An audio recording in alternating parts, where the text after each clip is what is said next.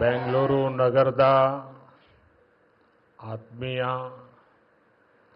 नागरिक बंधु भगिनियरे, कर्नाटका की धरती पर कदम रखते ही अपनापन सा महसूस होता है। जो बेंगलुरु को हम एक ऐसे शहर के रूप में उभरता देख रहे हैं। आज बेंगलुरु मेट्रो येलो लाइन का शुभारंभ हुआ है। नमस्कार।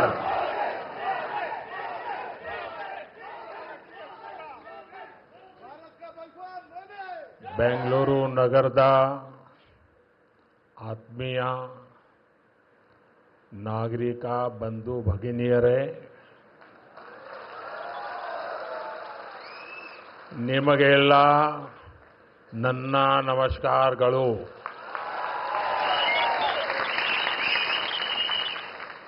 कर्नाटका के गवर्नर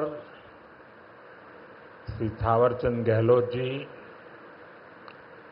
मुख्यमंत्री सिद्धरामैया जी, केंद्र में मेरे सहयोगी मनोहर लाल खट्टर जी, एचडी कुमारस्वामी जी, अश्विनी वैष्णव जी, वी सोमन्ना जी, सुश्री शोभा जी, उप मुख्यमंत्री डीके शिवकुमार जी, कर्नाटका सरकार में मंत्री वी सुरेश जी, नेता विपक्ष आर अशोक जी, सांसद तेजस्वी सूर्या जी, डॉक्टर मंजुनाथ जी, एमएलए विजेंद्र येडियुरप्पा जी और कर्नाटका के मेरे भाई और बहनों, कर्नाटका की धरती पर कदम रखते ही अपनापन सा महसूस होता है। यहाँ की संस्कृति, यहाँ के लोगों का प्यार और कन्नड़ा भाषा की मिठास दिल को छू जाती है। सबसे पहले मैं बेंगलुरु शहर की अधिष्ठात्री देवी अन्नम्मा ताई के चरणों में प्रणाम करता हूं।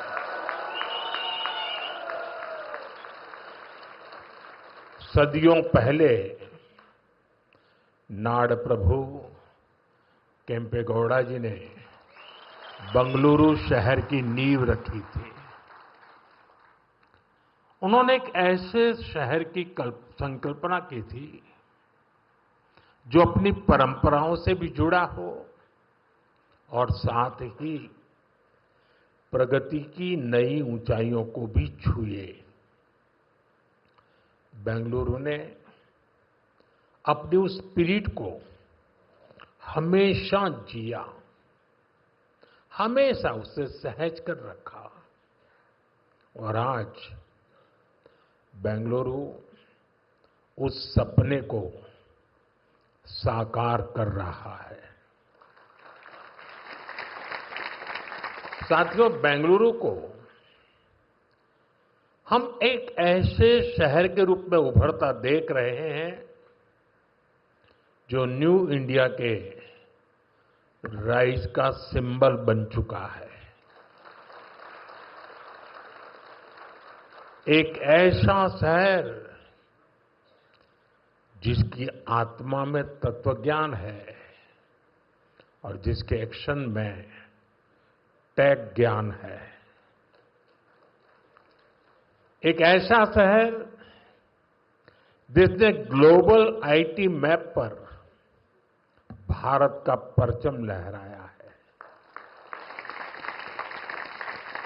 बेंगलुरु की इस सक्सेस स्टोरी के पीछे अगर कोई है तो वो यहां के लोगों की, आप सबकी मेहनत और आप सबकी टैलेंट है।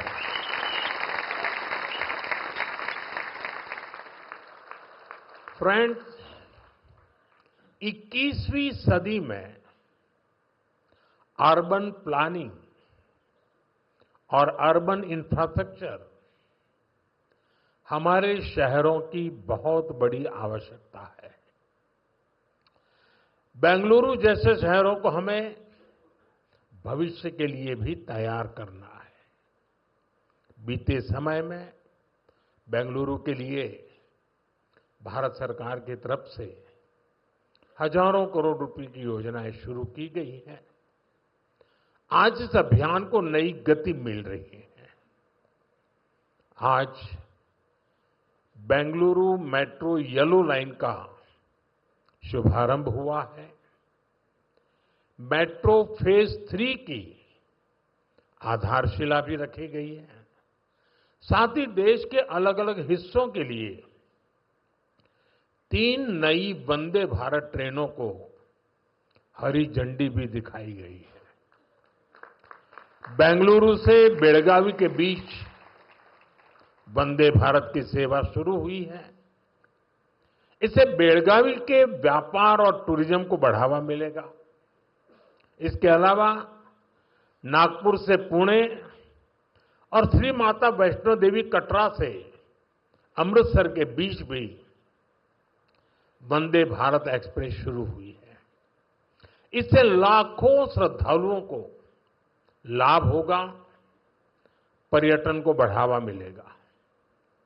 मैं इन सभी प्रोजेक्ट्स के लिए वंदे भारत ट्रेनों के लिए बेंगलुरु, कर्नाटका और देश के लोगों को बहुत बहुत बधाई देता हूं। साथियों, आज ऑपरेशन सिंदूर के बाद मैं पहली बार बेंगलुरु आया हूं।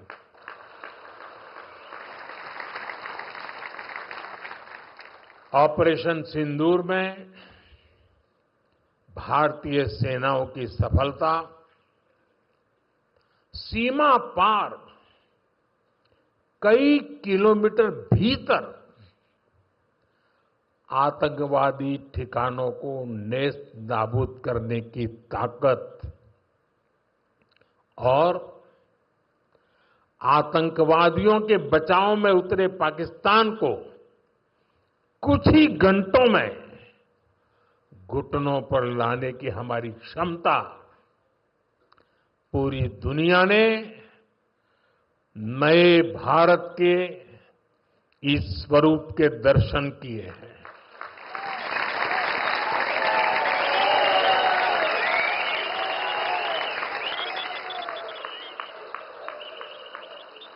ऑपरेशन सिंदूर की सफलता के पीछे बहुत बड़ी वजह हमारी टेक्नोलॉजी और डिफेंस में मेक इन इंडिया की ताकत है। और इसमें बेंगलुरु और कर्नाटका के युवाओं का भी बहुत बड़ा योगदान है। मैं इसके लिए भी आज आप सभी का अभिनंदन करता हूं। साथियों, आज बेंगलुरु की पहचान दुनिया के बड़े सिटीज के साथ होती है। हमें ग्लोबली कॉम्पीट भी करना है, इतना ही नहीं, लीड भी करना है।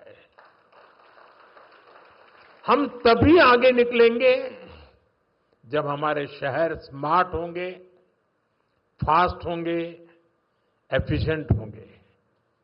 इसलिए आज मॉडर्न इंफ्रा के लिए प्रोजेक्ट पूरे कराने पर हमारा इतना जोर है। आज आरवी रोड से बोम्मा संद्रा तक येलो लाइन शुरू हुई है।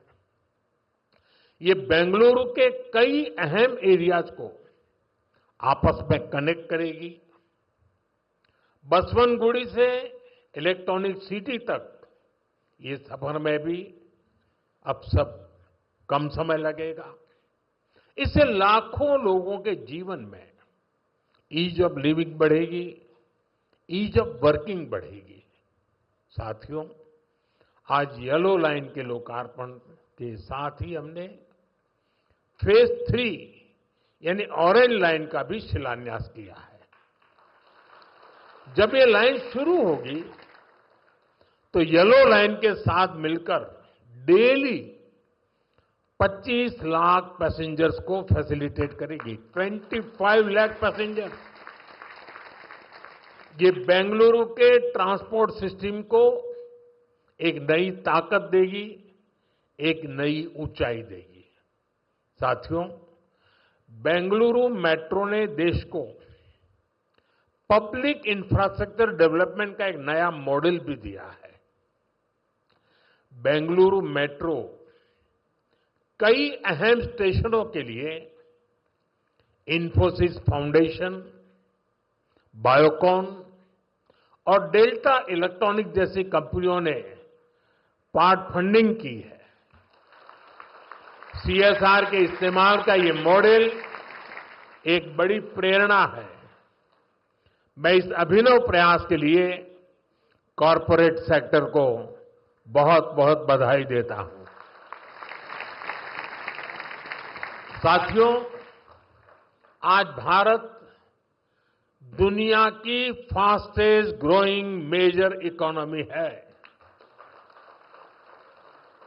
पिछले 11 इयर्स में हमारी इकोनॉमी 10वें नंबर से टॉप 5 में पहुंच गई। हम बहुत तेजी से टॉप 3 इकोनॉमी बनने की ओर आगे बढ़ रहे हैं। ये स्पीड हमें कैसे मिली है? ये स्पीड हमें रिफॉर्म, परफॉर्म, ट्रांसफॉर्म की स्पिरिट से मिली है। ये स्पीड हमें साफ नीयत और ईमानदार प्रयासों से मिली है। आप याद करिए, 2014 में मेट्रो सिर्फ 5 शहरों तक सीमित थी, 5 सिटीज। अब 24 सिटीज में 1000 किलोमीटर से ज्यादा मेट्रो नेटवर्क है। भारत अब दुनिया का तीसरा सबसे बड़ा मेट्रो नेटवर्क वाला देश बन गया है। 2014 से पहले लगभग 20,000 किलोमीटर रेल रूट का इलेक्ट्रिफिकेशन हुआ था। यानी देश आजाद होने से 2014 तक हमने पिछले 11 इयर्स में ही 40,000 किलोमीटर से अधिक रेल रूट पर इलेक्ट्रिफिकेशन किया है।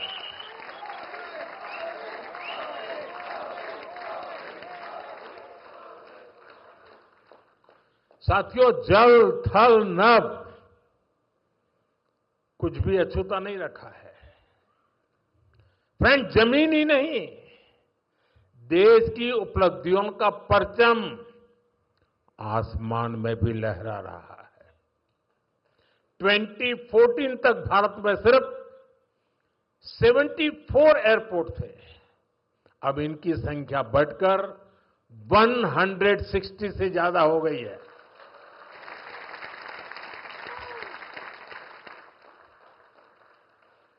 नभ की सिद्धि, थल की सिद्धि और जल की भी वाटरवेज का आंकड़ा भी उतना ही शानदार है।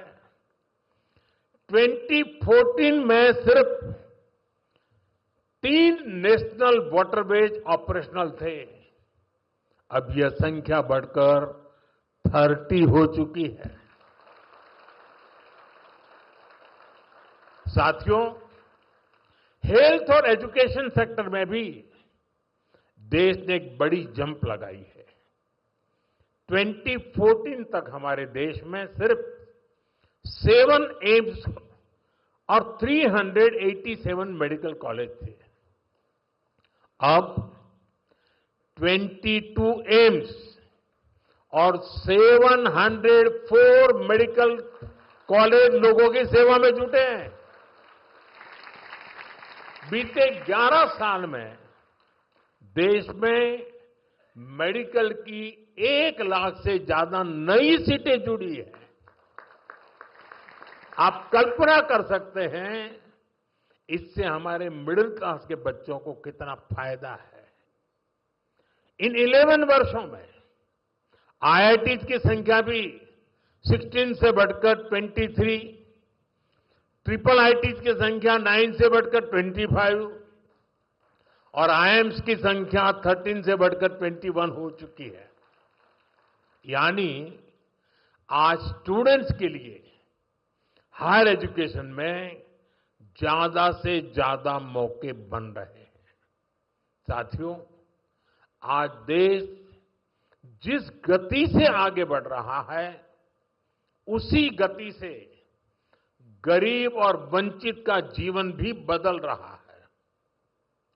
हमने प्रधानमंत्री आवास योजना के तहत 4 करोड़ से अधिक पक्के घर दिए हैं। अब हमारी सरकार 3 करोड़ घर और बनने जा रही है। हमने सिर्फ 11 इयर्स में 12 करोड़ से अधिक टॉयलेट्स बनाए हैं। इससे देश की करोड़ों माताओं बहनों को गरिमा, स्वच्छता और सुरक्षा का अधिकार मिला है। साथियों, देश आज जिस गति से विकास कर रहा है, इसके पीछे हमारी इकोनॉमिक ग्रोथ एक बड़ा फैक्टर है। आप देखिए, 2014 से पहले भारत का टोटल एक्सपोर्ट $468 बिलियन तक पहुंचा था। आज ये $824 बिलियन हो गया है। पहले हम मोबाइल इंपोर्ट करते थे, वहीं अब हम मोबाइल हैंडसेट के टॉप 5 एक्सपोर्टर बन गए हैं। और बेंगलुरु की इसमें बहुत बड़ी भूमिका भी है। 2014 से पहले हमारा इलेक्ट्रॉनिक्स एक्सपोर्ट लगभग $6 बिलियन था। अब ये भी लगभग $38 बिलियन तक पहुंच गया। साथियों, 11 इयर्स पहले तक भारत का ऑटोमोबाइल एक्सपोर्ट लगभग $16 बिलियन था। आज ये 2 गुने से अधिक हो चुका है, डबल हो चुका है। और भारत ऑटोमोबाइल का 4था सबसे बड़ा एक्सपोर्टर बन गया है। ये उपलब्धियां आत्मनिर्भर भारत के हमारे संकल्प को मजबूती देती है। हम मिलकर आगे बढ़ेंगे और देश को विकसित बनाएंगे। साथियों, विकसित भारत न्यू इंडिया की ये यात्रा डिजिटल इंडिया के साथ कदम से कदम मिलाकर पूरी होगी। आज हम देख रहे हैं, इंडिया एआई मिशन जैसी योजनाओं से भारत ग्लोबल एआई लीडरशिप की दिशा में आगे बढ़ रहा है। सेमीकंडक्टर मिशन भी अब स्पीड पकड़ रहा है। भारत को जल्द ही मेड इन इंडिया चिप मिलने जा रही है। आज Bharat low cost, high tech space mission का ग्लोबल उदाहरण बन गया है। यानी फ्यूचरिस्टिक टेक्नोलॉजी से जुड़ी जो भी संभावनाएं हैं, भारत उन सब में आगे बढ़ रहा है। और भारत के इस एडवांसमेंट की सबसे खास बात है एम्पावरमेंट ऑफ पुअर। आप देखिए, आज देश में डिजिटाइजेशन का दायरा गांव-गांव तक पहुंच चुका है। यूपीआई के जरिए दुनिया का 50% से ज्यादा रियल टाइम ट्रांजैक्शन भारत में हो रहा है। दुनिया का 50%। टेक्नोलॉजी की मदद से हम सरकार और नागरिकों के बीच की दूरी कम कर रहे हैं। आज देश में 2200 से ज्यादा सरकारी सेवाएं मोबाइल पर उपलब्ध है। उमंग ऐप से आम नागरिक घर बैठे सरकारी काम निपटा रहा है। डिजी लॉकर से सरकारी प्रमाण पत्रों का झंझट खत्म हुआ है। अब हम एआई पावर्ड थ्रेट डिटेक्शन जैसी टेक्नोलॉजीज में भी निवेश कर रहे हैं। हमारा प्रयास है कि देश में डिजिटल रिवॉल्यूशन का फायदा समाज के आखिरी व्यक्ति तक पहुंचे और इस प्रयास में बेंगलुरु पूरी सक्रियता से काम कर रहा है। साथियों, वर्तमान उपलब्धियों के बीच अब हमारी अगली बड़ी प्राथमिकता होनी चाहिए टेक आत्मनिर्भर भारत। इंडियन टेक कंपनियों ने पूरी दुनिया में अपनी छाप छोड़ी है। हमने पूरे वर्ल्ड के लिए सॉफ्टवेयर और प्रोडक्ट्स बनाए हैं। अब समय है हम भारत की जरूरतों को और ज्यादा प्रायोरिटी दें। हमें नए प्रोडक्ट्स डेवलप करने में और तेजी से आगे बढ़ना है। आज हर डोमेन में सॉफ्टवेयर और ऐप्स का इस्तेमाल हो रहा है।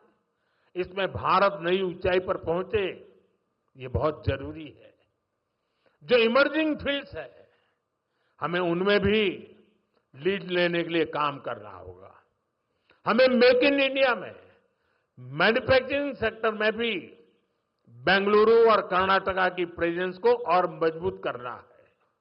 और मेरा आग्रह है हमारे products zero defect, zero effect के स्टैंडर्ड पर टॉप क्वालिटी के होने चाहिए। यानी बिना डिफेक्ट वाले प्रोडक्ट हो और उन्हें बनाने का नेगेटिव इफेक्ट पर्यावरण पर भी न पड़े। मेरी अपेक्षा है कर्नाटका का टैलेंट आत्मनिर्भर भारत के इस विजन को लीड करे। साथियों, केंद्र सरकार हो या राज्य सरकार, हम सभी जनता की सेवा के लिए हैं। हमें देशवासियों की बेहतरी के लिए साथ मिलकर कदम उठाने हैं।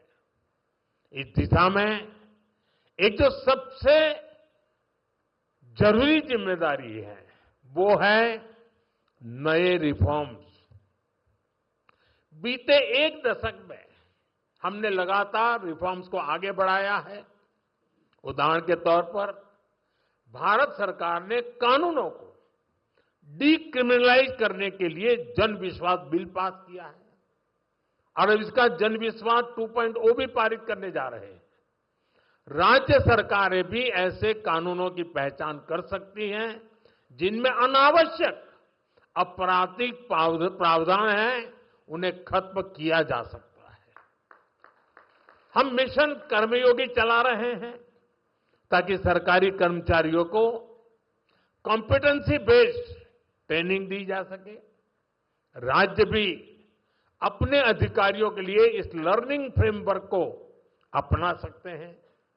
हमने एस्पिरेशनल डिस्ट्रिक्ट प्रोग्राम और एस्पिरेशनल ब्लॉक प्रोग्राम पर बहुत जोर दिया है। राज्य भी इसी तरह अपने यहां ऐसे क्षेत्रों की पहचान कर सकते हैं जिन्हें विशेष ध्यान की आवश्यकता है। हमें राज्य सरकार के स्तर पर भी नए रिफॉर्म्स को लगातार पुश करना चाहिए।